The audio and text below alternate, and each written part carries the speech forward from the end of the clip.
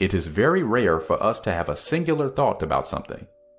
If you ask yourself what you would like to have for lunch, chances are several options will spring up, and that is where our problem comes from. Options. We are constantly bombarded with options every single day.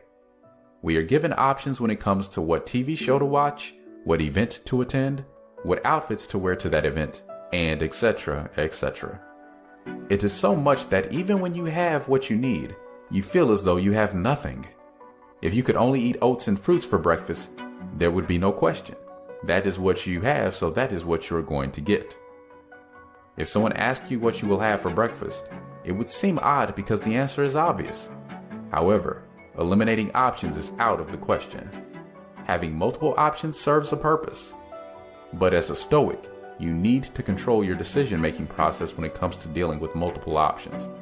You cannot afford to be double-minded, especially in critical issues that matter. So in this chapter, we are going to learn how to assent our thoughts. To assent something is to agree with that thing. So, to assent to your thoughts is to come to a place where your belief system, your logical reasoning, and your thoughts are all in agreement. When you are in agreement with these three things, you are formidable. It is one of the things that makes Stoic leaders of the past and present stand out. They were men and women of conviction. They knew what they stood for without a single doubt, and they pursued their objectives in life with the singularity of thought. When you believe in what you are about to accomplish and your entire system is in agreement with this, you pursue it with such tenacity that even the obstacles on your path would be wise to be afraid of you. A mentor of mine always said a person of conviction is a dangerous person. They cannot be persuaded or moved, not even if the sky is falling. That sounds scary, but if you are applying it to the way you manage your affairs in life, nothing can sway you. Life and death. We think of life as if two opposing forces were running together simultaneously. We think that to avoid death is to live, but even as we choose life over death, we still live in fear of death. This dual thinking makes it difficult for us to actually live our lives to the fullest, and in Stoicism, we are constantly reminded of memento mori, meaning we are mortals. We are not supposed to live forever. Death is not our enemy. It is simply a part of the process. Nobody knows the day that death will come unless they decide to bring themselves to death's door.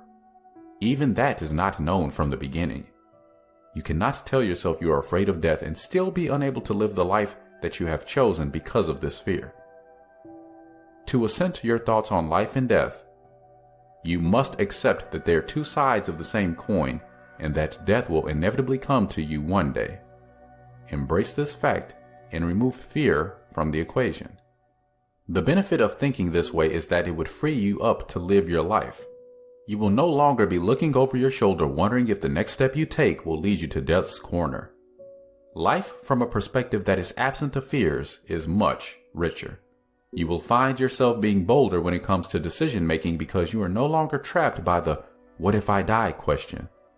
Instead, now you can boldly ask yourself, how do I live? Freeing yourself from the fear of death does not mean you take things to the extreme and live like an adrenaline junkie, unless, of course, this is something you genuinely desire. That is not what being free of you should look like. It simply means that the choices you make going forward are no longer dictated by this fear of death. Instead, it is motivated by the joy of living.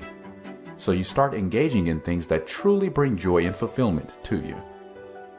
You are mortal and one day you will die. These words are scary, but when you embrace them and accept them, you begin to understand what it means to live.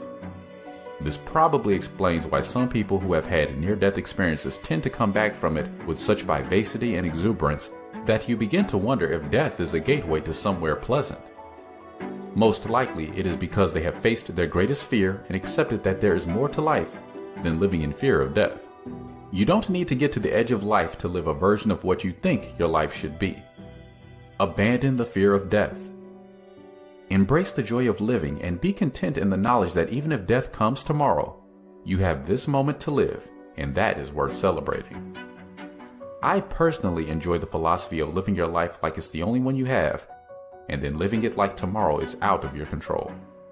This sounds like a cliche, but both are facts about life.